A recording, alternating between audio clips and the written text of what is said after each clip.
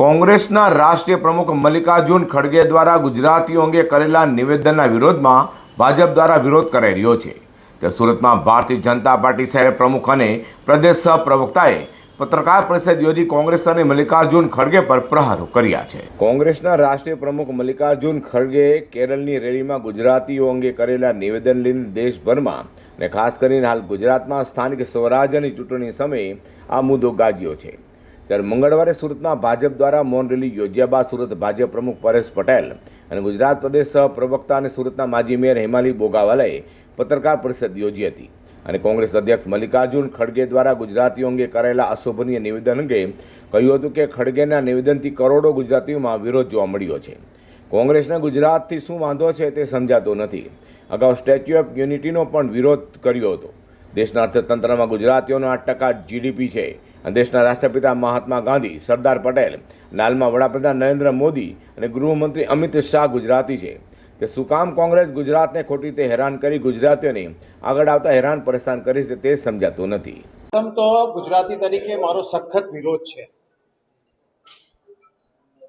કોંગ્રેસના રાષ્ટ્રીય અધ્યક્ષ મલ્લિકાર્જુન ખડગે કેરળની એક સભામાં જ્યારે ગુજરાતીઓને એક કહી શકાય ને એવા શબ્દ જેનો ઉલ્લેખ કરે છે કે જેને એમ કહી શકાય કે આવા શબ્દો ઉચ્ચારવા એ એમના માટે હું માનું છું એ મૂર્ખ છે।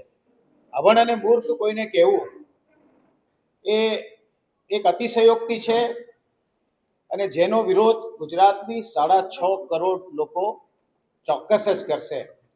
ને આપ જોઈ રહ્યા છો છેલ્લા ઘણા સમયથી આનો સખત વિરોધ થઈ રહ્યો છે। 6.5 કરોડ તો ખાલી ગુજરાતની પ્રજાજન છે, એ ઉપરાંત પૂરા ભારતમાં અને વિશ્વમાં ગુજરાતીઓનો પ્રસાર થયો છે। આપ જાણો છો તેમ કરોડો ગુજરાતીઓ ગુજરાત સિવાય પૂરા વિશ્વમાં રહે છે અને આ ગુજરાતીઓ આપ જાણો છો કે બિઝનેસ સાથે જોડાયેલા છે।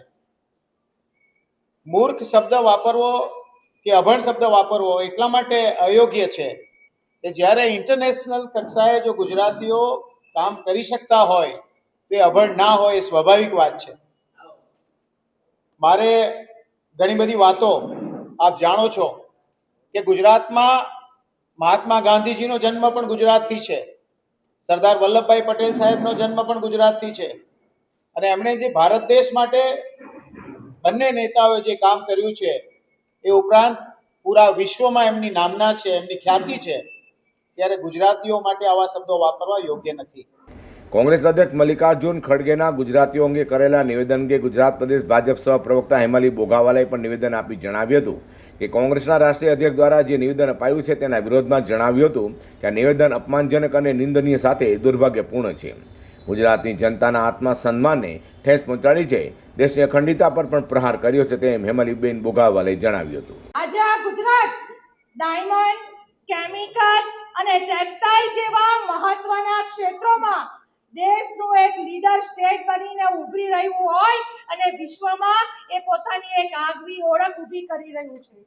રાષ્ટ્રીય કોંગ્રેસના રાષ્ટ્રીય અધ્યક્ષ ખડગેજીના આ નિવેદનને ભારતીય જનતા પાર્ટીના કાર્યકર્તા તરીકે પરંતુ એની સાથે સાથે આ ગુજરાતના અનેક ઘણા ગુજરાતીઓ, આ દેશમાં વસતા તમામ ગુજરાતીઓ એમના નિવેદનને સખત શબ્દોમાં વખોડે છે અને એનું પરિણામ આવનારા દિવસોમાં આ કોંગ્રેસની સરકારે ચોક્કસ ભોગવવું પડશે એવી જ અભ્યર્થના સાથે અસ્તુ ભારત માતા કી જય।